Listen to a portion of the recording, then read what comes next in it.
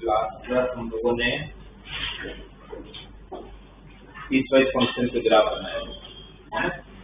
हम लोगों ने फंक्शंस को दो पार्ट में डिस्ट्रीब्यूट किया था। एक था कंसेप्टिव फंक्शन और एक था ट्रांसेंडेंटल फंक्शन। इसके सबके ग्राफ को फिर हमने यूज कर दिया है ना। यहाँ तक हुआ।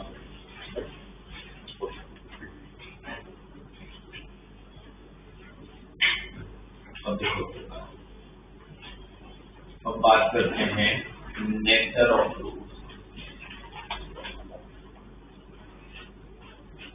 Nature of function.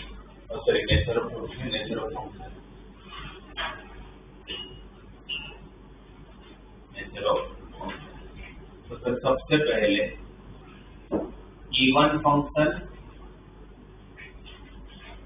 And odd function. कौन बताएगा मुझे इवन फंक्शन कौन और फिर ऑड फंक्शन कौन? पहले भी डिस्कस होगा कौन से फंक्शन को इवन फंक्शन बोलते हैं, कौन से फंक्शन जैसे होते हैं जिसको हम इवन फंक्शन बोलते हैं। ठीक है सर। इवन फंक्शन मतलब ऐसे फंक्शन कि जिसमें अगर आप x की जगह पर अगर -x अगर सब्स्टिट्यूट करो और अगर उस फंक्शन को कोई फर्क ना पड़ता, मतलब अगर मैं ऐसे तो फंक्शन +2 रखने पर मेरा जो आंसर आएगा वही सेम आंसर मेरा -2 रखने पर आएगा। मैंने कोई भी फंक्शन में अगर x की जगह पर सपोज f(x) मेरे पास एक फंक्शन है 2x² 3 नाम का, उसमें मैंने x को रखा -x, इसको -x रखूंगा तो -x² + 3 -x² क्या हो जाएगा? x² तो हो जाएगा। तो वापस क्या मिला आपको? सेम टू सेम फंक्शन मिला। एक ऐसा फंक्शन मिला जिसमें ऐसा एक फंक्शन मिला जिसके माइनस रखने से हमें कोई फर्क नहीं पड़ रहा है। अगर माइनस रखने से हमें कोई फर्क नहीं पड़ रहा है तो इसका भी एक ऐसा फंक्शन हो जाएगा इवन फंक्शन। तो अगर x की जो वैल्यू आएगी मतलब +x में जो मुझे आंसर मिल रहा है वही अगर -x का अगर आंसर मिल रहा है तो अगर मैं कोई भी इवन फंक्शन का अगर ग्राफ बनाऊं तो ग्राफ किसके लिए सिमेट्रिक होगा? जो +x में आंसर मिलेगा वही सेम आंसर आपको -x में मिलेगा, तो उसका ग्राफ बनाया जाएगा। तो ग्राफ किसके लिए सिमेट्रिक होगा? किसके लिए? y एक्सिस के लिए। सीधी बात है भाई, +x पे जो आंसर मिलेगा वही अगर मेरा -x का आंसर मिलता होगा, इट मींस अगर +2 पे उधर उसने 4 आंसर दिया तो -2 पे तो वापस 4 ही देगा, इसलिए तो इवन फंक्शन है। इसलिए कोई भी इवन फंक्शन हमेशा किसके लिए सिमेट्रिक होते हैं? y एक्सिस के लिए। Even function is always symmetric with y axis. ये सब चीजों की नेचर ऑफ फंक्शन आप लोगों को सब कुछ की जरूरत पड़ने वाली है ग्राफ बनाने के लिए, क्योंकि मैं आपको बता चुका हूँ कि भाई आप लोगों का पूरा कैलकुलस ग्राफ पे चलने वाला है।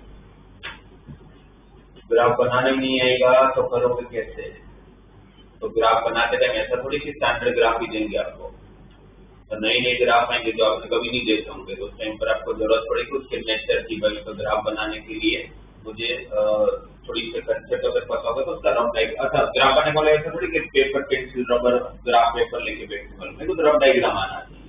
तो उस रफ डायग्राम के लिए मेरे को थोड़े कंसेप्ट पता होगा तो उसका ग्राफ मुझे समझ में आ जाएगा, राइट। तो उसमें एक चीज आपको ये देखनी पड़ेगी कि वो फंक्शन कैसा है जिसका आप ग्राफ बनाने जा रहे हो, वो इवन है कि ऑड है कि कुछ भी नहीं। जरूरी नहीं कि हर फंक्शन इवन ऑड होते ही, राइट। पर अगर इवन होगा तो कौन सी कंडीशन को सेटिस्फाई करेगा? f(-x) का आंसर और f(x) का आंसर सेम आता है, ठीक है।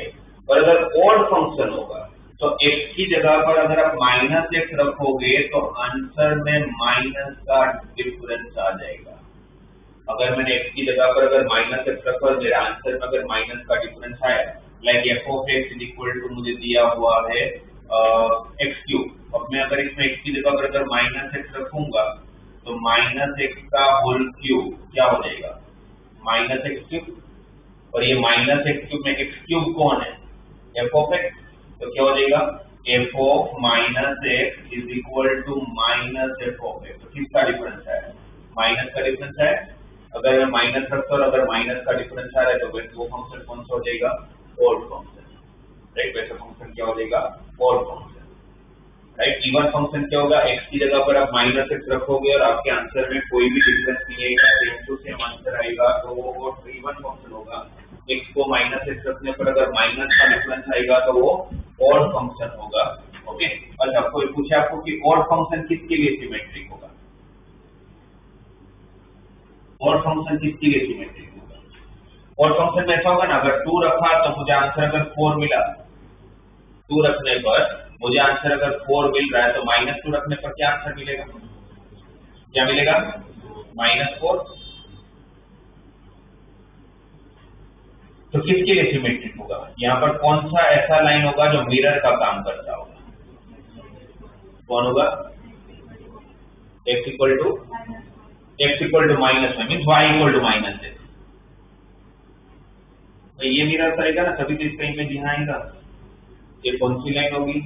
क्योंकि आप देखो ना 2,4 और -2 को -4, तो आपका x कोऑर्डिनेट और y कोऑर्डिनेट चेंज नहीं हो रहा है, वो सेम ही है, बट आपकी साइन बदल रही है।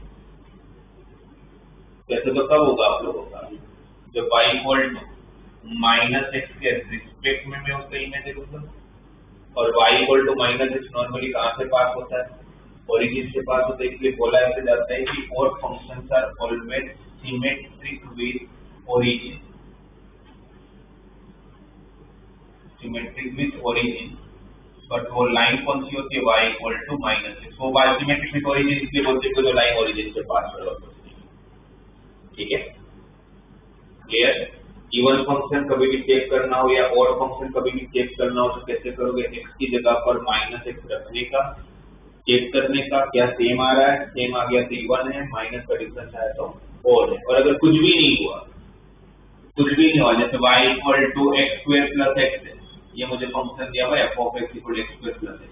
I want to check this whether this function is an even function or odd function। तो मुझे देख के नहीं समझ में आ रहा, तो मैं क्या करूंगा? x की जगह पर -x रखूंगा, x की जगह पर मैंने -x रखा, यहाँ पर -x का स्क्वायर हुआ, यहाँ पर -x हुआ, -x का स्क्वायर, x² -x। तो क्या ये सेम है? सेम नहीं है, मतलब इवन तो नहीं है। क्या पूरे में माइनस का डिफरेंस है? माइनस का डिफरेंस कब होता है? जब दोनों में माइनस आता तो मैं बोल सकता था ना कि माइनस का डिफरेंस है, जिसका कि ना तो सेम आ रहा है ना तो माइनस का डिफरेंस आ रहा है, तो इट मींस ये फंक्शन इवन भी नहीं है और ऑड भी नहीं है। नॉट नेसेसरी कि every function should be even और odd, this function is neither even nor odd, वो कुछ भी नहीं है, राइट? तो ना तो ये y एक्सिस के साथ सिमेट्रिक होगा, ना तो ये ओरिजिन के साथ सिमेट्रिक होगा, क्योंकि y एक्सिस के साथ सिमेट्रिक होने के लिए इवन फंक्शन होना पड़ेगा, ओरिजिन के लिए सिमेट्रिक होने के लिए ऑड फंक्शन होना पड़ेगा। करेक्ट? आप कोई मुझे एग्जांपल दे सकते हो जो आपको पता है और वो इवन फंक्शन जो पढ़ चुके हो और आपके पास इवन फंक्शन हो? कौन सा? cos x, cos x and sec x, उसको माइनस से फर्क नहीं पड़ता। What is value of cos of -x? cos x और माइनस का डिफरेंस नहीं है, माइनस रखने पर भी वापस सेम आंसर आ रहा है। तो cos एंड sec कैसे फंक्शन होते हैं? Even function. और बाकी जितने भी है sin, tan, cot, cosec, वो सारे कैसे फंक्शन है?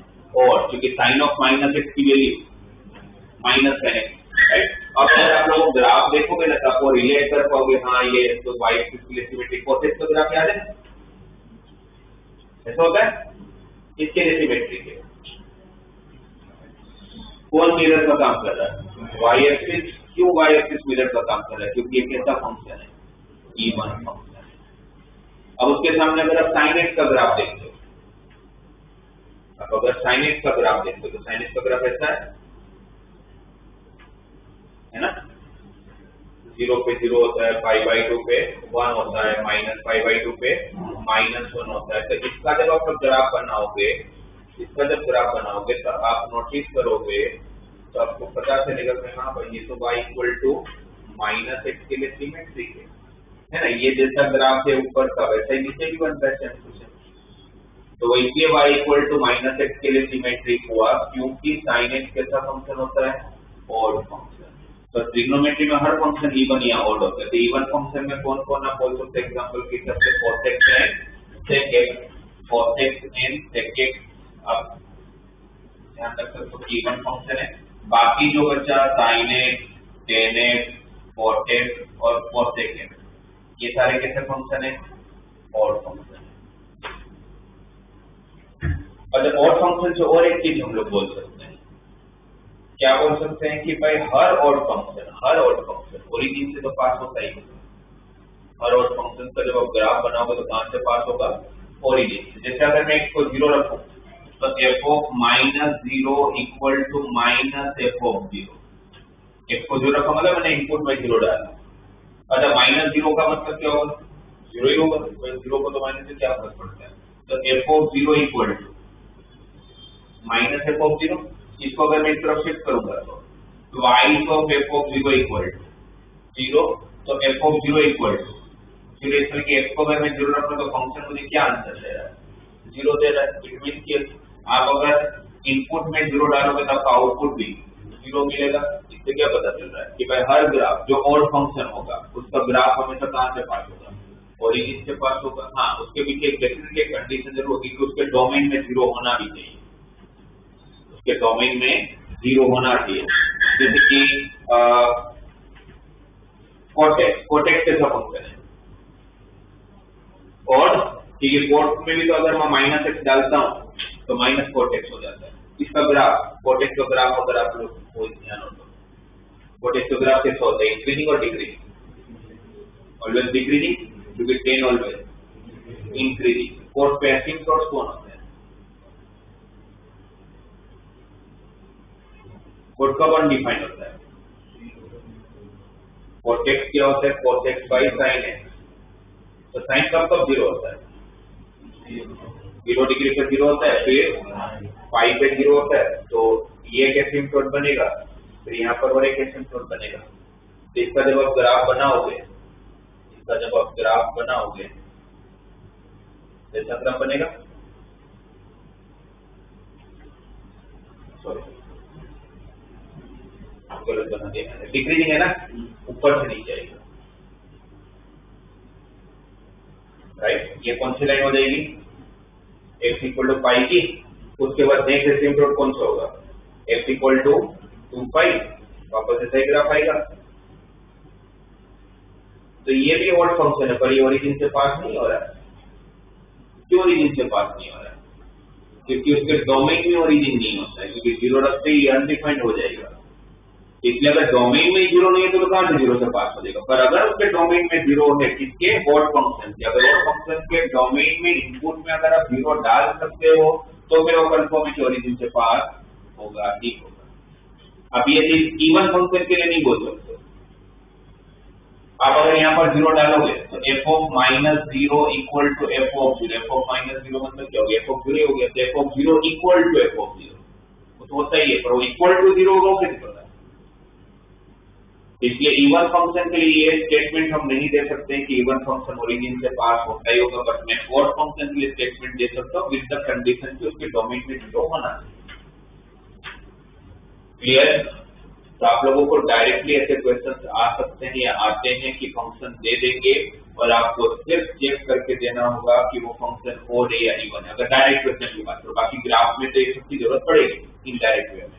तो आपको कोई भी फंक्शन ऑड है कि इवन है वो जानना है, तो मैंने जैसे बताया एक ही काम कर लेना है। क्या करोगे?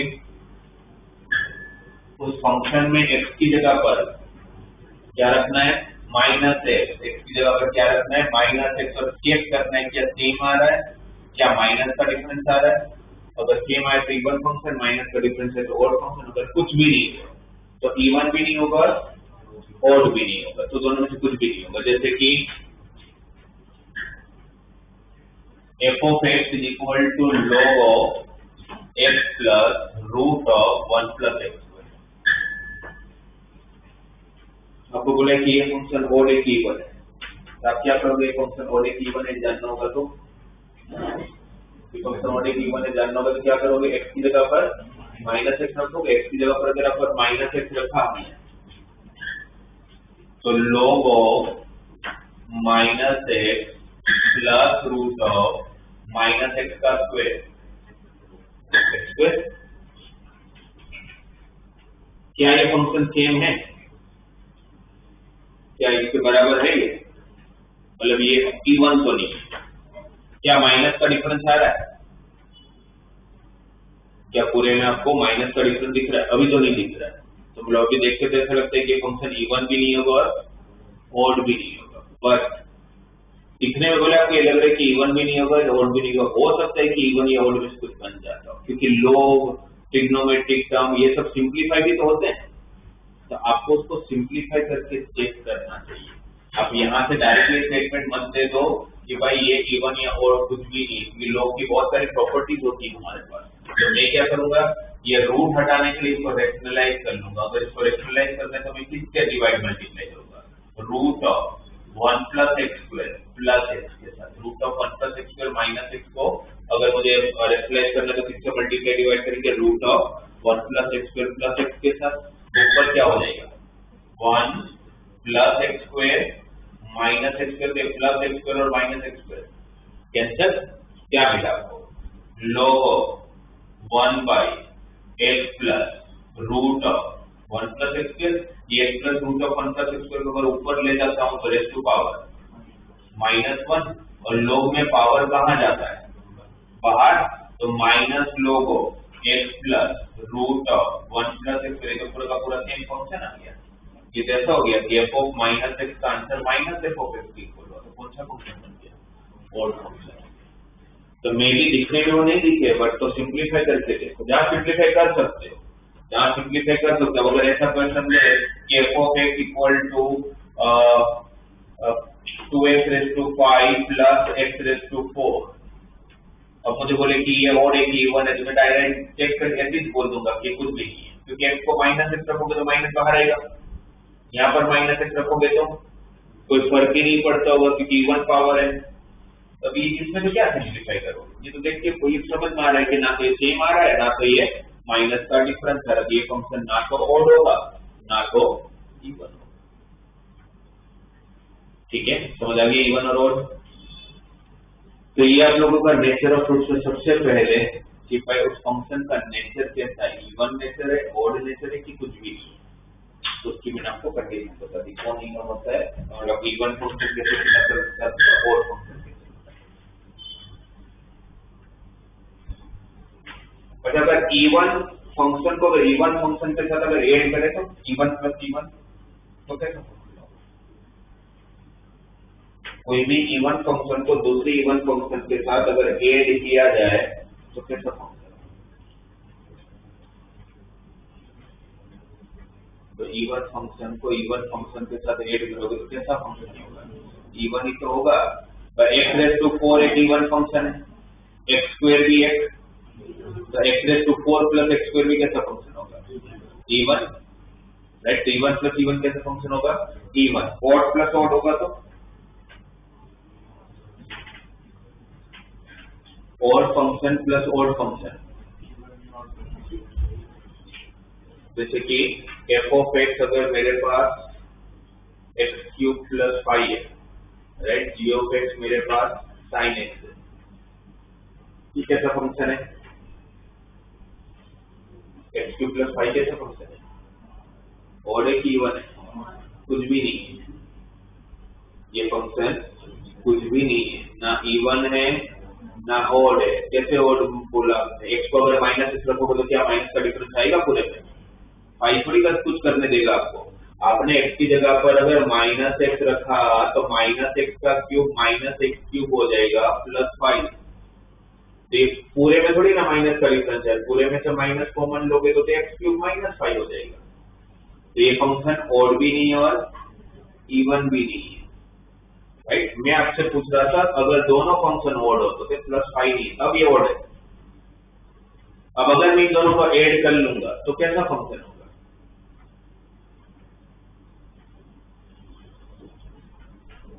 तो कैसा फंक्शन होगा, सीधी बात है, ऑड होगा। उसमें सोचना क्या है, x को अगर माइनस एक्स रखोगे तो यहाँ से भी तो माइनस बाहर आएगा और यहाँ से भी तो पूरे में से माइनस बाहर आ जाएगा। तो अगर एक फंक्शन ऑड है दूसरा फंक्शन भी ऑड है तो उसका एडिशन भी ऑड होगा, दोनों का सब्ट्रैक्शन करूंगा तो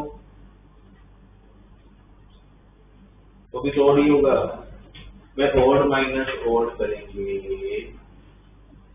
x cube minus sine x करोगे, अगर मैं यहाँ पर x को अगर माइनस एक्स रखूंगा, यहाँ पर अगर x को माइनस एक्स रखूंगा, इसका माइनस बाहर आएगा, इसका भी माइनस बाहर आएगा, तो यहाँ माइनस माइनस तो पूरे में तो माइनस कॉमन लूंगा तो सेम फंक्शन ही तो आ जाएगा, है ना। F of minus x minus g of minus x equal to minus x cube plus sine x minus common लिया तो अंदर क्या बचा, x cube minus sine x. तो आप लोगों का इसमें इसमें किसका डिफरेंस है, माइनस का डिफरेंस आया। तो कौन सा फंक्शन हो गया, ऑड फंक्शन। तो e1 प्लस e1 होगा तो e1 आएगा, e1 माइनस e1 होगा तो भी e1 आएगा। ऑड प्लस ऑड ऑड होगा, ऑड माइनस ऑड भी ऑड होगा। e1 into e1, e1 function को e1 फंक्शन के साथ मल्टीप्लाई करोगे तो e1 ही होगा। ऑड को ऑड के साथ मल्टीप्लाई करोगे तो भी वापस e1 हो जाएगा। तो क्या हो जाएगा, ऑड इंटू ऑड करोगे तो e1 हो जाएगा, क्योंकि एक्स क्यूब का माइनस और साइन एक्स का माइनस माइनस मल्टीप्लाई होके प्लस हो जाएगा। तो वापस वो सेम टू सेम फंक्शन कहने लगेगा, right. Same e1 upon e1, e1 odd upon odd भी e1, ऊपर का माइनस और नीचे का माइनस कैंसिल हो जाएगा। तो फिर वैसा कुछ आ जाए तो फिर वो भी उसको पता होना चाहिए।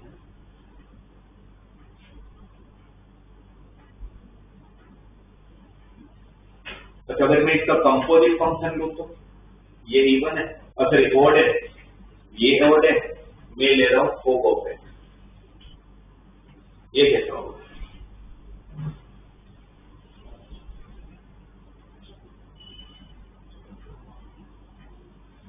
ऑड और ऑड का कंपोजिट फंक्शन। अच्छा फोक ऑफ एक्स का मतलब क्या होगा, एफ ऑफ। तो एफ के लिए डोमेन कौन है, एफ के लिए डोमेन कौन है, जी ऑफ एक्स कौन है, साइन एक्स। एफ का डोमेन बन गया साइन एक्स, उसको आप कहाँ रखोगे, एक्स की जगह पर, एक्स की जगह पर रखोगे तो क्या हो जाएगा, साइन एक्स का क्यूब मतलब साइन क्यूब एक्स।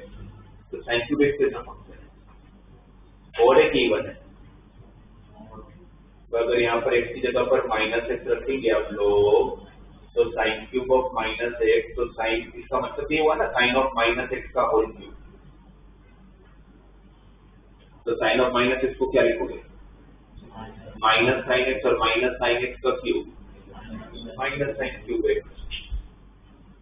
तो माइनस फोक ऑफ एक्स ही तो हो गया।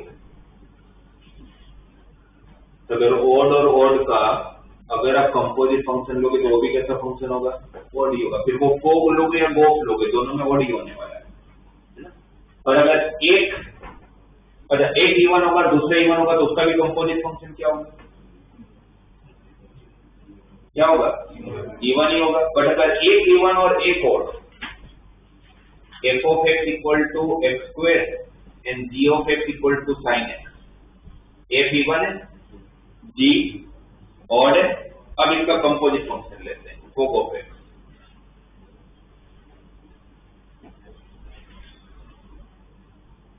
तो फोक ऑफ एक्स का मतलब क्या होगा, f of g of x, g of x कौन है, sine x. F of sine x क्या होगा, sine square x. Sine square x का मतलब क्या हुआ, साइन एक्स का होल स्क्वायर। अब इसमें अगर आप लोग माइनस एक्स रखते हो, अगर आप इसमें माइनस एक्स रखते हो तो साइन ऑफ माइनस एक्स का माइनस कहाँ जाएगा, बाहर। तो माइनस साइन एक्स का स्क्वायर, तो माइनस साइन एक्स का स्क्वायर। तो क्या हुआ, सेम टू सेम फंक्शन है। तो कैसा फंक्शन हो गया, इवन, एक इवन था और एक ऑड था। बट यही फोक की जगह पर अगर गोफ होता तो सपोज गोफ है, गोफ है तो मतलब गोफ ऑफ एक्स का मतलब क्या हुआ, जी ऑफ एफ ऑफ एक्स। और एफ ऑफ एक्स कौन है, x square. F of x कौन है, जो जी का क्या बना, डोमेन। तो जी का क्या बना, डोमेन। तो जी के डोमेन में अगर आप लोग इसको पुट करोगे तो क्या हो जाएगा, साइन ऑफ एक्स स्क्वायर। अब ये जो साइन ऑफ एक्स स्क्वायर है वो कैसा फंक्शन है, ऑड है कि इवन है। एक्स की जगह पर क्या रखोगे, माइनस एक्स। एक्स की जगह पर क्या रखा जाएगा, माइनस एक्स। एक्स को अगर मैंने माइनस एक्स रखा तो यहाँ पर माइनस एक्स का स्क्वायर क्या हो जाएगा, एक्स स्क्वायर ही हो जाएगा। तो क्या बन गया ये आप लोगों का, वापस साइन एक्स स्क्वायर हो गया, जो आप लोगों को ओरिजिनल फंक्शन के बराबर है। तो कैसा फंक्शन हो गया? इवन। कैसा फंक्शन हो गया? इवन। तो दोनों अगर इवन है तो उसका कंपोजिट फंक्शन इवन मिलेगा, दोनों अगर ऑड है तो उसका कंपोजिट फंक्शन ऑड मिलेगा, बट अगर एक ऑड है और एक इवन है तो भी उसका कंपोजिट फंक्शन इवन मिलेगा, तो उसका कंपोजिट फंक्शन इवन मिलेगा।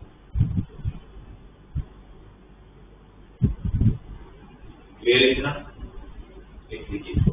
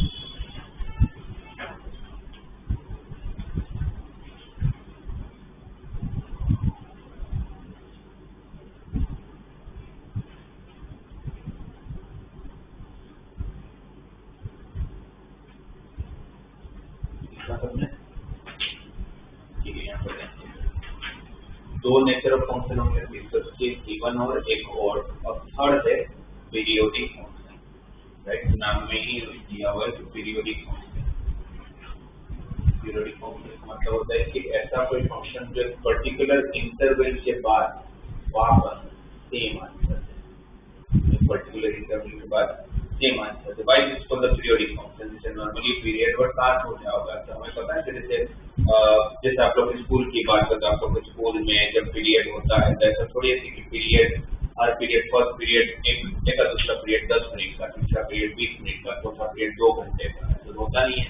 हर पीरियड का टाइम इंटरवल तो सेम ही रहता है, राइट। इसका मतलब हर इंटरवल के बाद वो सेम आंसर, मतलब सेम, वहां पर पीरियड की बात हो रही है, वहां पर वो टाइम इंटरवल की बात हो रही है, यहाँ पर वो गैप की बात हो रही है कि वो गैप जिसके बाद वापस आपका आंसर सेम टू सेम आना चाहिए।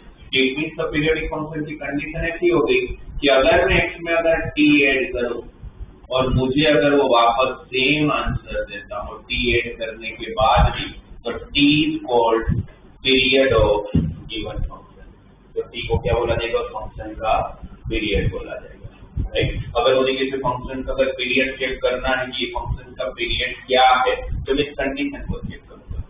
क्या उसमें उसके डोमेन में अगर मैं t ऐड करता हूं और अगर मुझे वापस सेम आंसर मिलता है तो फंक्शन कौन सा हो जाएगा? Periodic function. जैसे कि एग्जांपल मैं आपको देता हूं, f of x equal to fractional part of x। Fractional part of x हमने लास्ट क्लास में इसके ग्राफ वगैरह सब चेक किए थे।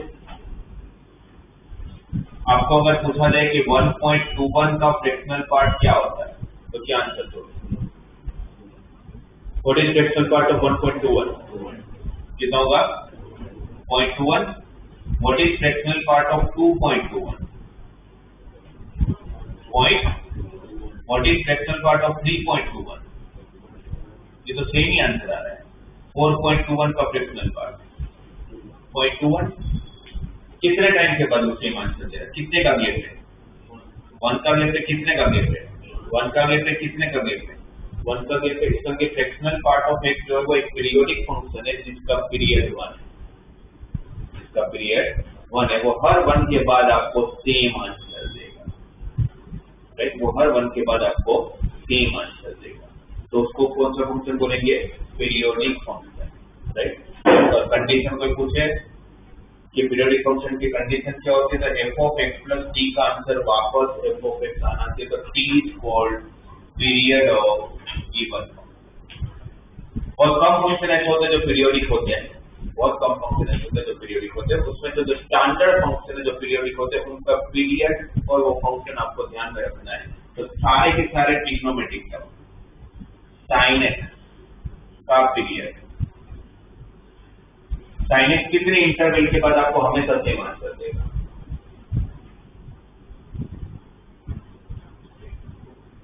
sin x कितने पीरियड के मतलब कितने इंटरवल के बाद आपको हमेशा सेम आंसर देगा? 2π/360 के बाद। अगर सेम जगह पर आओगे, यूनिट सर्कल से बना, अगर सेम जगह पर आना हो तो कितना डिग्री चलना पड़ेगा? 360 चलना पड़ेगा। हर 360 के बाद वो आपको सेम आंसर देता है। तो sin x का पीरियड 2π, sin x का पीरियड 2π, राइट।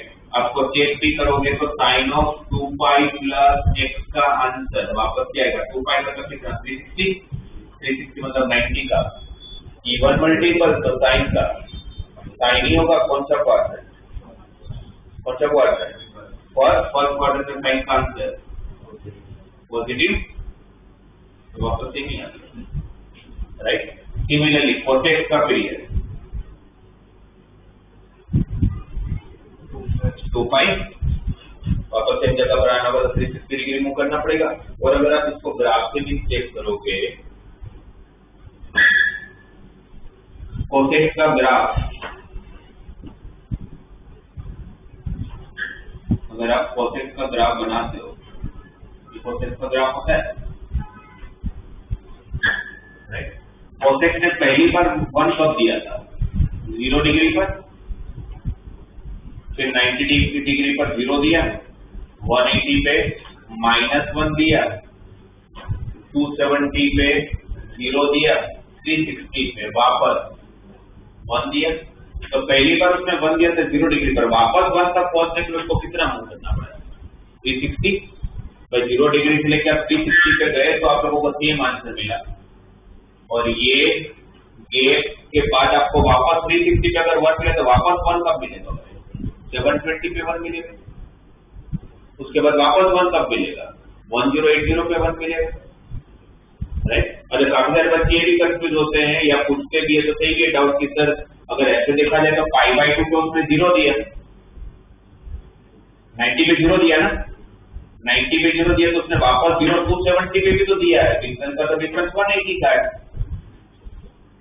तो हर 180 के वापस अगर 90 पे 0 दिया, 270 पे 0 दिया तो वापस 450 पे भी तो 0 ही देगा। 90 का हर और मल्टीपल पे क्या देता है?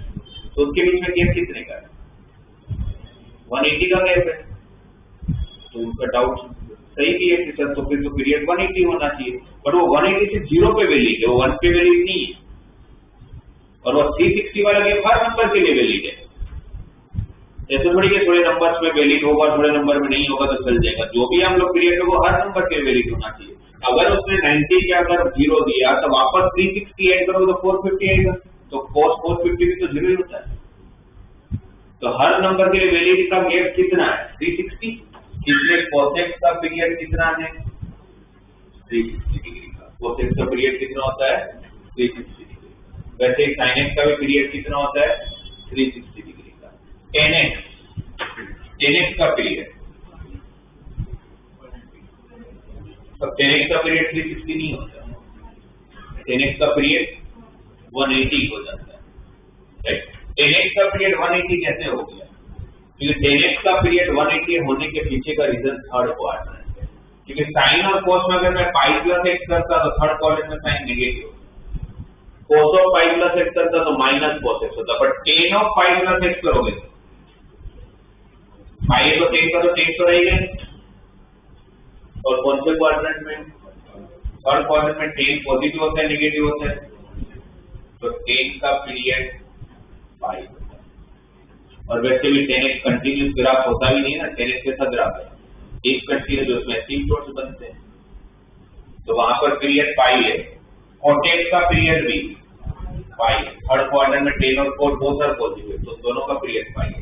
sec x का पीरियड वापस 2 पाई है, पर sin का cos का अगर 2 पाई तो उसका रेसिप्रोकल का भी तो 2 पाई होगा, और cosec x का भी क्या होगा? 2 पाई। तो 6 जैसे ट्रिग्नोमेट्रिक टर्म्स के पीरियड आपको पता होना चाहिए, राइट। और एक फ्रैक्शनल फंक्शनों में अभी हमने डिस्कस किया था, वो भी एक स्टैंडर्ड फंक्शन है जिसका पीरियड 1 होता है, जिसका पीरियड 1 होता है, राइट। पीरियड समझ आया? पीरियड का मतलब क्या होता है कि वो गैप जिसके बाद वापस आपको हमेशा आंसर सेम मिलेगा, आपको आंसर हमेशा सेम मिलेगा। और पीरियड पता होने से क्या होता है, सपोज मुझे cos x का ग्राफ नहीं आता है, बट मुझे ये पता है कि cos x का पीरियड 2 पाई होता है, तो मैं क्या करूंगा? अगर मुझे पीरियोडिक फंक्शन के कंसेप्ट पता है तो मुझे समझ में आ जाता है कि भाई उसका पीरियड 2 पाई से 0 से लेकर 2 पाई में जैसा ग्राफ दे रहा है एग्जैक्टली सेम ग्राफ वो वापस आगे देगा। 0 से 2 पाई में जैसा ग्राफ है वैसा ही सेम टू सेम ग्राफ यही उठाऊंगा, यहाँ डाल दूंगा 2 पाई से 4 पाई में, वापस वही डाल दूंगा 4 पाई से 6 पाई में, करेक्ट। मुझे कोई बोले कि 0 से ले y equal to cos x का 0 से लेके 100 पाई तक का एरिया फाइंड करके दो, y equal to cos x और x एक्सिस के बीच में ये सब एरिया फाइंड करना आपको, ये और ऐसा कहां तक जाना है? 100 पाई तक जाना है। तो मेरे को अगर 0 से लेकर अगर 100 पाई तक अगर जाना होगा, इसका एरिया ढूंढना और इसका एरिया ढूंढने के लिए फिर इंटीग्रेशन वगैरह करना पड़ता है, राइट। एप्लीकेशन ऑफ इंटीग्रेशन होता है इरेगुलर शेप ऑफ कर्व का एरिया फाइंड करना। तो मैं इसका एरिया फाइंड करूंगा, फिर मैं इसका एरिया फाइंड करूंगा, फिर मैं इसका एरिया फाइंड करूंगा, फिर 2 पाई से लेके वापस 3 पाई तक जाऊंगा। ऐसे कहां तक जाना है मुझे? तो कम से कम कितना टाइम चाहिए होगा? 1 आध घंटा तो मिनिमम चाहिए होगा, शायद हो जाएगा। तो बेवकूफ होगा जो इतना करेगा, राइट। एटलीस्ट जो थोड़ा बहुत भी कंसेप्ट जानता है तो करेगा ही नहीं। वो क्या करेगा? वो 0 से 2 पाई तक का एरिया फाइंड कर लेगा और उसको 50 से मल्टीप्लाई कर देगा, क्योंकि उसको पता है कि पीरियोडिक फंक्शन है। 0 से 2 पाई में जैसा ग्राफ होता है वैसा ही 2 पाई से 4 पाई में होता है, वैसा ही 4 पाई से 6 पाई में होता है। तो मैं आंसर करूंगा ही, मैं सिर्फ कितना करूंगा? 0 से लेके 2 पाई तक का एरिया फाइंड कर लूंगा, उसको किससे मल्टीप्लाई करूंगा, 50 से मल्टीप्लाई करूंगा। तो ये सारी चीजें छोटे छोटे जो कंसेप्ट है वो आपको क्वेश्चन में काम आएगा। डायरेक्टली हो सकता है कि आपको कहीं काम ना आ जाए, डायरेक्टली भी हो सकता है किसी फंक्शन का पीरियड पूछ ले, बट इनडायरेक्टली में आपको ज्यादा काम आने वाली है सारी चीजें। तो पहले तो सातों फंक्शन का, सातों जो स्टैंडर्ड फंक्शन उसका पीरियड लिख के दिया मैंने। अब मुझे एक चीज बताओ, थोड़ा बहुत भी अगर आपको समझ आ रहा है, तो ये मैंने sin x का पीरियड लिख के दिया, आप मुझे sin स्क्वायर x का पीरियड बताओ, क्या होगा sin स्क्वायर x का पीरियड? sin x का पीरियड 2 पाई है, तो sin स्क्वायर x का पीरियड, या cos स्क्वायर x का पीरियड क्या हो जाएगा, क्या होगा? पाई। कैसे? थर्ड क्वाड्रेंट में वो नेगेटिव नहीं देगा, क्योंकि स्क्वायर हो गया ना, नेगेटिव भी दे रहा होगा तो क्या हो जाएगा, पॉजिटिव हो जाएगा। बट सही है, वैसे भी सोच सकते हो। या तो फिर आप ये किसका ग्राफ है, अभी किसका ग्राफ ड्रॉ किया हुआ है, cos x का। अगर ये cos x का ग्राफ है तो cos स्क्वायर x का ग्राफ क्या होगा? जितने भी नीचे वाले पार्ट है वो सब कहाँ शिफ्ट होंगे, ऊपर शिफ्ट होंगे। अब ये नीचे रहेगा ही नहीं ना, स्क्वायर कर दो तो नेगेटिव वैल्यू इसमें कन्वर्ट हो जाएगी। तो फिर जो गैप आप लोगों को 360 तक जाना पड़ा, तो 360 तक जाने ही पड़ेगा ना, आधे में काम हो जा रहा है, तो मेरा 180 पे काम हो गया। ठीक है, सेम sin स्क्वायर x का ग्राफ या फिर sin स्क्वायर x का पीरियड या मोड sin x का पीरियड, दोनों का क्या होगा, पाई। ठीक है, मोड भी तो वापस वही करेगा, नेगेटिव वैल्यू को पॉजिटिव में कन्वर्ट कर लेगा। cos स्क्वायर x का पीरियड और मोड cos x का पीरियड, पाई। tan स्क्वायर x का पीरियड और मोड tan x का पीरियड, इसका कितना होगा? काफी सब वो रटते हैं ना, वो क्या बोलते हैं, सर यहाँ पर भी आधा हो रहा है तो यहाँ पर भी आधा ही हो जाता होगा। ऐसा नहीं है, ये ऑलरेडी पाई है। अब इसको पाई बाई 2 नहीं कर सकते, ten of pi by 2 plus cot x हो जाएगा। यहाँ तो ऑलरेडी पाई ही है, तो फिर आगे भी स्क्वायर करने पर भी पाई ही रहेगा। cot स्क्वायर x का पीरियड और mod cot x का पीरियड भी पाई रहेगा। हाँ, sec स्क्वायर x का पीरियड या फिर mod sec x का पीरियड क्या होगा, वो पाई हो जाएगा। और cosec स्क्वायर x का पीरियड या mod cosec x का पीरियड क्या बनेगा, तो हो सकता है कि आप लोगों को sin x डायरेक्टली नहीं देके स्क्वायर या उसमें mod लगाते हैं। आपको बोला sin 2x का पीरियड, और कुछ ट्रिग्नोमेट्री के ग्राफ याद करो। अगर cos 2x का पीरियड मुझे बताओ, तो cos का ग्राफ या sin x का ग्राफ बना देते हैं। आपको पूरा 12th का हर चीज ग्राफ से सोचने का, जैसे ग्राफ से सोचना आपने चालू कर दिया, आपके सारे कंसेप्ट इजी हो जाएंगे। sin x का ग्राफ,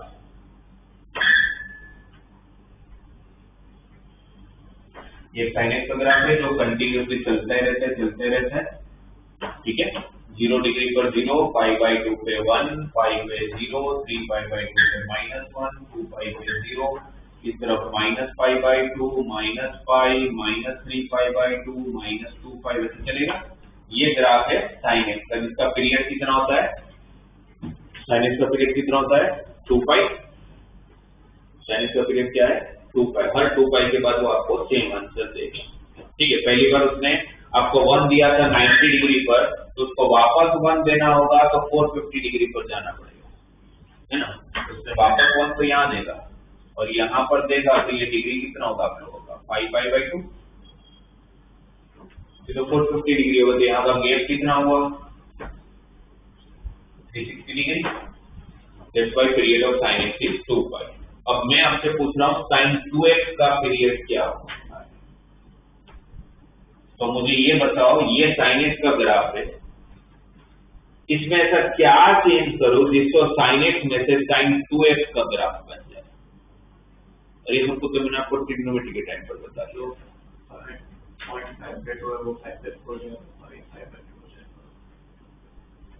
ये किसका ग्राफ है, sin x का। तो sin 2x के ग्राफ के लिए मुझे क्या चेंज करना पड़ेगा, क्या चेंज करना पड़ेगा, जितने भी एंगल है वो सारे डिवाइड बाई 2 हो जाएंगे। भाई जो पहले 90 डिग्री पे 1 दे रहा था वो कितने डिग्री पे 1 देने लगेगा? 45 डिग्री पे 1 देने लगेगा। तो 45 रखोगे तभी तो 45 × 2 90 हो जाएगा। तो अगर मैं अपने डोमेन में 2 से मल्टीप्लाई कर रहा हूं तो मेरे ये ग्राफ में एक्स एक्सिस पे जितने भी एंगल वो सब क्या हो जाने वाले हैं? Divide by 2। तो जो 0 होगा 0 रहेगा, पाई बाई 2 होगा वो, पाई बाई 4 हो जाएगा, पाई होगा वो, पाई बाई 2 हो जाएगा, 3 पाई बाई 2 होगा, 3 पाई बाई 4 हो जाएगा, 2 पाई होगा, पाई हो जाएगा, 5 पाई बाई 2 होगा, 5 पाई बाई 4 हो जाएगा। तो फिर ये 145 डिग्री हो गया, ये आप लोगों का 235 डिग्री हो गया। तो इसके बीच का गैप कितना हो गया? 180 का गैप हो गया। जो पहले 360 का गैप था वो 180 का ग्राफ गैप हो गया। तो इसका मतलब जो sin 2x का पीरियड जो पहले 2 पाई हुआ करता था वही sin 2x का पीरियड अब कितना हो जाएगा? पाई हो जाएगा। तो गैप आधा हो गया ना। और यही अगर y = sin 2x की जगह पर y = sin x/2 होता तो हर एंगल को आप किससे मल्टीप्लाई करते हैं? 2 से। हर एंगल को अगर आप 2 से मल्टीप्लाई करते तो जो गैप आपका 360 डिग्री का था वही गैप आप कितने का आएगा? 120 डिग्री का आएगा। सही है। अगर मैं साइन को मुझे कोई पूछ के cos 3x का पीरियड क्या होगा तो क्या बोलोगे? cos 3x का पीरियड क्या होगा? डिवाइड बाय 3 कर लूंगा तो 360 डिवाइड बाय 3 120। तो मैं ऐसे बोल सकता हूं कि अगर मैं अपने डोमेन में अगर k से मल्टीप्लाई करता हूं तो मेरा पीरियड डिवाइड बाय k हो जाएगा। मैं अगर अपने डोमेन में अगर k से डिवाइड करता हूं तो मेरा पीरियड k से मल्टीप्लाई हो जाएगा। और उल्टा होगा, डिवाइड करोगे तो पीरियड मल्टीप्लाई होगा, मल्टीप्लाई करोगे तो पीरियड डिवाइड हो जाएगा। राइट। तो हम ये बोल सकते हैं कि कोई भी f(x) का पीरियड अगर t है, f(x) का पीरियड अगर t है तो f(kx) का पीरियड t/k होगा। f(x/k) का पीरियड kt होगा। डोमेन में t से k से डिवाइड करोगे तो पीरियड में मल्टीप्लाई बाय k होगा। Right. f(x) = sin of 4x plus 5 इसका पीरियड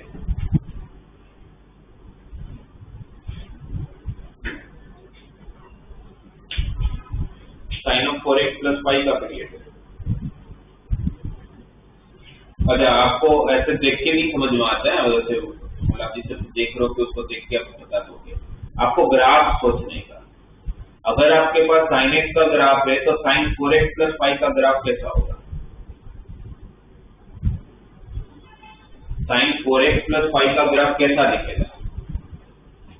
मैं तो sin 4x की बात करूंगा तो जो एंगल था उसको किससे डिवाइड किया होगा? 4 से। किससे डिवाइड कर लिया होगा?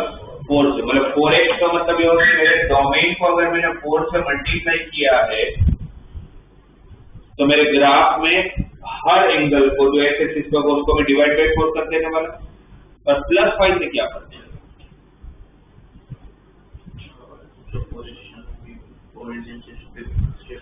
राइट। प्लस करने पर क्या होता है? शिफ्टिंग ऑफ ओरिजिन नहीं पता, x माइनस h और y माइनस k। अगर प्लस माइनस करते हो तो क्या होता है? आपका ग्राफ शिफ्ट होता है। अगर मैं प्लस 5 करूंगा तो मेरे ग्राफ में से क्या फर्क पड़ेगा? अभी जैसे sin x का ग्राफ है जहां पर ये कितना डिग्री था? 90, ये 180, ये 270, ये 360, ये 225 और सॉरी 450। और जैसे मैंने sin 4x किया तो सारे के सारे एंगल जो π/2 था वो π/8 हो जाएगा, जो पाई होगा वो π/4 हो जाएगा, 3π/2 था 3π/8 हो जाएगा, 2π और 2π/4 हो जाएगा, 5π/8 हो जाएगा। वैसे चलेगा। ये जो गैप पहले 360 था तो गैप 360/4 का हो जाएगा, मतलब 90 का गैप हो जाएगा। वो गैप कितने का हो जाएगा? 90 डिग्री का गैप हो जाएगा। ये जो मैंने बात किया sin 4x की, अब उसमें मैंने क्या ऐड किया? डोमेन में प्लस 5 किया तो ग्राफ में से क्या फर्क पड़ने वाला है? ग्राफ में क्या फर्क पड़ेगा? 5 यूनिट शिफ्ट हो जाएगा। राइट में शिफ्ट होगा या लेफ्ट में शिफ्ट होगा? x माइनस एच करते हो तो एच यूनिट राइट में शिफ्ट होता है। यहाँ पर आप साइन 4x प्लस 5 कर रहे हो तो 5 यूनिट शिफ्ट होगा, बट किस तरफ? ये पूरा का पूरा ये जो आप लोगों का जिसको इसी के रिस्पेक्ट में इसी को रेफरेंस लेके चलते हैं, ये आपका y एक्सिस है, ये आपका y एक्सिस है। y एक्सिस का इक्वेशन x इक्वल टू, अब वही लाइन क्या हो जाएगा? तो मैं 5 यूनिट शिफ्ट कर रहा हूँ साइन 4x प्लस 5 में, ये जो x इक्वल टू 0 है वो x इक्वल टू 0 क्या बन जाएगा? और ये जो 0,0 पॉइंट है आप लोगों का, अब वो x इक्वल टू 0 की जगह पर क्या बनेगा? x equal to -5। x equal to -5 मतलब 5 यूनिट लेफ्ट में शिफ्ट हुए होंगे ना, तो हर चीज 5-5 यूनिट लेफ्ट में शिफ्ट होगा। तो हर यूनिट जब हर पूरा का पूरा ग्राफ जब 5-5 यूनिट शिफ्ट होगा तो ये को भी फर्क पड़ेगा। ये पॉइंट क्या हो जाएगा? जो पहले π/8 था वो पॉइंट क्या हो जाएगा? π/8 -5। ये पॉइंट π/8 -5 देखिए, गैप को इस -5 से कुछ फर्क पड़ने वाला है ना? गैप तो वहीं का वहीं रहेगा। अगर पहले जो गैप आ रहा था वही तो गैप आएगा, है ना? तो इससे क्या पता चला आप लोग को? इससे क्या पता चलता है कि पीरियड को चेंजिंग ऑफ स्केल से फर्क पड़ता है, बट चेंजिंग ऑफ ओरिजिन से फर्क नहीं पड़ता है। ये टर्मिनोलॉजी कहाँ यूज हुई? इसके पहले कहाँ पर यूज हुआ था? स्टैटिस्टिक्स में। चेंजिंग ऑफ स्केल और changing of origin. Changing of scale किसको बोलते हैं? जब अपने डोमेन को मल्टीप्लाई या डिवाइड किया जाता है। और चेंजिंग ऑफ ओरिजिन किसको बोलते हैं? जब अपने डोमेन में प्लस या माइनस किया जाता है। इसलिए पीरियड को प्लस माइनस से फर्क नहीं पड़ता है, वो सिर्फ शिफ्ट होता है आगे पीछे, राइट? बट उसको आप मल्टीप्लाई डिवाइड करते हो जिसको हम चेंजिंग ऑफ स्केल बोलते हैं, उससे फर्क पड़ता है। क्या फर्क पड़ता है? जो करोगे उससे उल्टा, डिवाइड करोगे तो मल्टीप्लाई, मल्टीप्लाई करोगे तो डिवाइड, करेक्ट? तो यहाँ पर ये ध्यान रखो कि f ऑफ x का पीरियड अगर t है तो f of x plus k का पीरियड भी t होगा। ये x माइनस k का भी पीरियड t होगा। प्लस माइनस करने से उसके पीरियड को कोई फर्क नहीं पड़ने वाला है, ठीक है? इतना फिर पीरियड में और क्या? अगर एक से ज्यादा फंक्शन आपको दे दिया जाए, मुझे बोला है कि भाई मेरे पास एक फंक्शन f ऑफ x नाम का जो दिया हुआ है sin 2x plus cos 3x,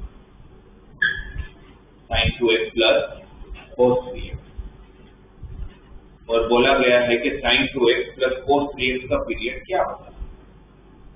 तो मुझे दोनों के इंडिविजुअल पीरियड पता है, जो 2x का भी इंडिविजुअल पीरियड पता है और cos 3x का भी पता है। तो जब आपको एक से ज्यादा फंक्शन अगर एक साथ दे दिया जाए, फिर भी अगर आपको पीरियड फाइंड करना तो आप कैसे पीरियड फाइंड करोगे? sin 2x का पीरियड, sin x का पीरियड 2π, तो sin 2x का पीरियड π। क्या करना है ध्यान रखिए, sin 2x का पीरियड क्या है? π। cos 3x का पीरियड 2π/3 का पीरियड क्या होगा? 2π/3, राइट? और आपको पूरे फंक्शन का पीरियड देते इंडिविजुअल पीरियड है कि sin 2x का पीरियड π, cos 3x का पीरियड 2π/3। मुझे पूरे फंक्शन का पीरियड दे तो मुझे इन दोनों का एलसीएम लेना है। अगर एक साथ एक से ज्यादा फंक्शन दे दिया जाए, फिर वो 2 हो, 3 हो, 5 हो, 10 हो, तो आपको क्या करना पड़ेगा? हर इंडिविजुअल फंक्शन का पीरियड लेके उनका एलसीएम लेना होगा, उनका एलसीएम लेना होगा। इसका एलसीएम क्या होगा? पाई और 2π/3 का एलसीएम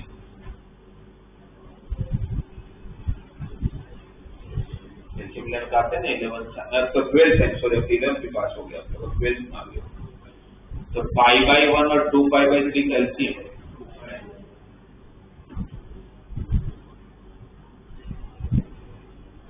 π/1 और 2π/3 का एलसीएम क्या होता है? ये मत बोलना 3 तो 1 और 3 का एलसीएम होता है। मैं π/1 और 2π/3 का एलसीएम पूछ रहा हूँ, क्या होगा? 2π। कैसे?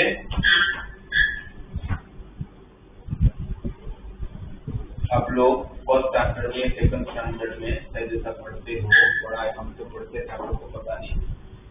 अगर कोई फ्रैक्शनल नंबर हो तो उसका एलसीएम कैसे निकालते हैं? मुझे a/d और c/d का एलसीएम निकालना है। मैं b और d का एलसीएम की बात नहीं कर रहा हूँ, तो आप लोग करते ही हो। ए बाई डी और सी बाई डी का पीरियड एलसीएम निकालना है, कैसे निकालोगे? तो फ्रैक्शनल नंबर दे दे आपको, कोई बोले कि आप 2/3 एंड 4/5 का एलसीएम निकाल के दो, तो कैसे निकालोगे?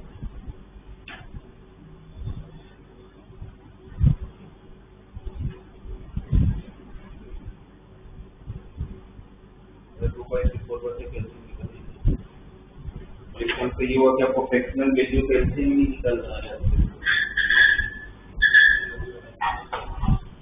ओके, कोई बात नहीं है। ए बाई डी और कोई भी फ्रैक्शनल वैल्यू के एलसीएम निकालने होते हैं, तो एलसीएम कैसे निकालते हैं कोई भी फ्रैक्शनल वैल्यू का?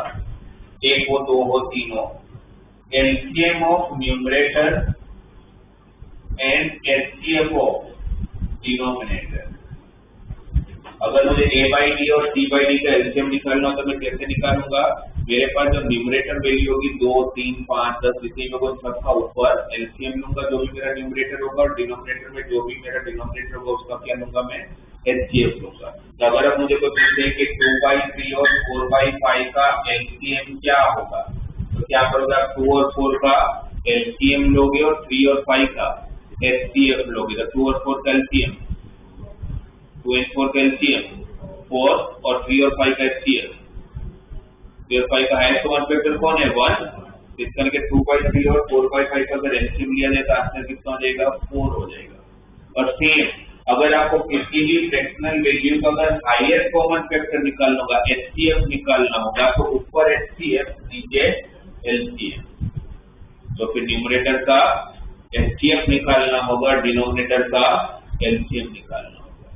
तो फिर यहाँ पर π/1 और 2π/3 का अगर एलसीएम निकालना है तो मैं पाई और 2π का एलसीएम निकालूंगा और 1 और 3 का एचसीएफ निकालूंगा। तो पाई और 2π का एलसीएम 2π, पाई और 2π का एलसीएम कितना? 2π और 1 और 3 का एचसीएफ 1। तो पूरे का एलसीएम कितना हो जाएगा? 2π। पूरे का एलसीएम कितना हो जाएगा? 2π। ठीक है, ध्यान में रखोगे ये सब कुछ। इसलिए जब भी आपके पास एक से ज्यादा फंक्शन आ जाए और फिर भी पीरियड फाइंड करना हो, तो आप इंडिविजुअल फंक्शंस का पीरियड फाइंड करके उसको क्या पता कर लो? एलसीएम पता कर लो। ओके, और इसमें वापस ये भी ध्यान में रखना कि आप किसी भी दो नंबर का एलसीएम तभी निकाल सकते हो, कोई भी दो नंबर मैथमेटिक्स का हो, जब वो तभी पॉसिबल है जब एक रेशनल हो तो दूसरा भी रेशनल होना चाहिए। इसका मतलब कि इरेशनल और इरेशनल के एलसीएम नहीं निकलते, रेशनल और इरेशनल के एलसीएम नहीं निकलते। जैसे कि मुझे अगर दे दिया जाए f of x is equal to tan 4x plus fractional part of 2x, tan 4x plus fractional part of 2x का पीरियड निकालना है। What is period of tan 4x? tan 4x का पीरियड, tan 4x का period y/4, right. और fractional part of 2x का period, fractional part of x का period कितना है? 1। तो फ्रैक्शनल पार्ट ऑफ 2x का पीरियड 1/2। और मुझे बोला है दोनों फंक्शंस का साथ में दिया और उसका पीरियड निकालना है। तो मैंने आप लोगों को सिखाया होता है कि भाई अगर ऐसा कभी हो तो हर एक का इंडिविजुअल पीरियड फाइंड करके उसका एलसीएम ले लेना, राइट। बट अगर यहाँ पर आप लोग एलसीएम लेने जाओगे π/4 एंड 1/2 का, तो π/4 पाई कैसा नंबर है? रेशनल और इरेशनल, इरेशनल और 1/2 कैसा नंबर है? उसका एलसीएम ही नहीं होता, उसका एलसीएम एग्जिस्ट नहीं करता, क्योंकि दोनों ही अलग अलग दुनिया को बिलोंग कर रहे हैं, तो उनका बीच में कुछ कॉमन रिलेशन नहीं हो सकता। तो इसका मतलब क्या होगा कि इसका एलसीएम नहीं होता है, व्हाट डज इट मीन? ये फंक्शन पीरियोडिक नहीं है। हर फंक्शन थोड़ी ना पीरियोडिक होते हैं, हजारों में से शायद कोई रेयरली कोई फंक्शन पीरियोडिक होता है। मोस्ट ऑफ फंक्शन पीरियोडिक नहीं होते हैं, तो उसमें से ये भी फंक्शन पीरियोडिक नहीं है। तो अगर एक रेशनल और एक इरेशनल आ जाए तो उसका पीरियड एग्जिस्ट नहीं करेगा, पीरियड डज नॉट एग्जिस्ट।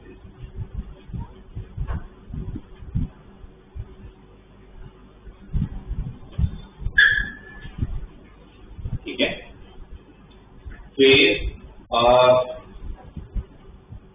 ऐसा कोई फंक्शन के जो पीरियोडिक तो होता है और उसका पीरियड डिफाइन नहीं कर सकते, ऐसा कोई फंक्शन मुझे बताओ कि जो पीरियोडिक तो है पर उसका पीरियड का डिफाइन नहीं करते, ये नहीं बोल सकते इसका पीरियड यही है। सबके लिए वो पीरियड अलग अलग है, मेरे लिए वो पीरियड अलग है, आपके लिए वो पीरियड अलग है, तीसरे बंदे के लिए भी पीरियड अलग है, हर एक के लिए वो पीरियड अलग अलग हो सकता है। उसको डिफाइन कैसे करोगे? डिफाइन करने को लेकिन आपके मेरे हम सबके लिए sin x का पीरियड 2 पाई होगा, ऐसा थोड़ी कि मेरे लिए sin x का पीरियड पाई और आपके लिए 4 पाई और किसी और के लिए 2 पाई, हम तो सबके लिए 2 पाई है। बट एक ऐसा फंक्शन है जो पीरियोडिक तो है और उसका पीरियड डिफाइन नहीं कर सकता हम लोग कि सबके लिए पीरियडिक नहीं रहेगा। कौन सा फंक्शन है ऐसा? आपको थोड़ा भी पीरियड समझ आएगा तो आप बहुत आराम से बता दो कि सर ये फंक्शन है जिसका पीरियडिक तो होता है पर उसका पीरियड हम डिफाइन नहीं कर सकते। कौन सा होगा?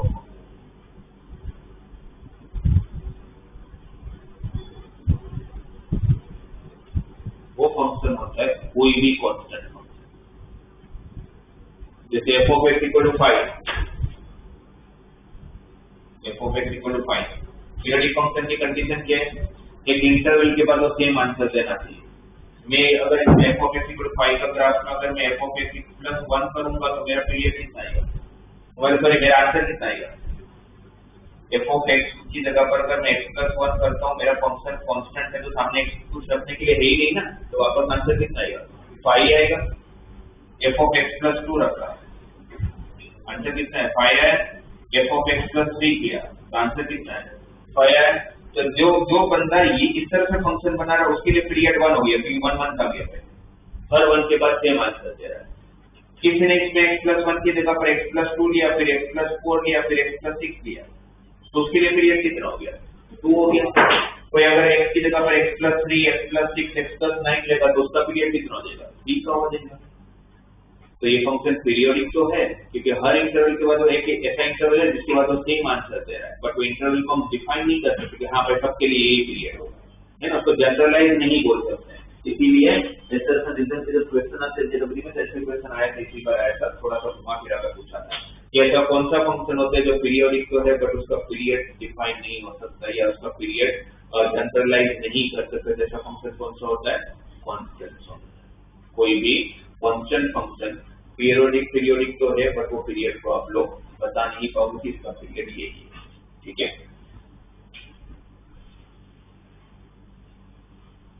तो constant function is periodic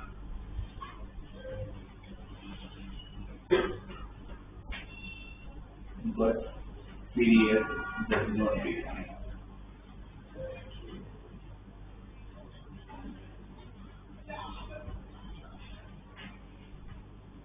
f of x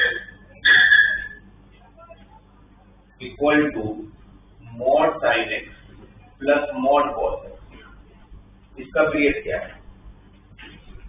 f of x equal to mod sin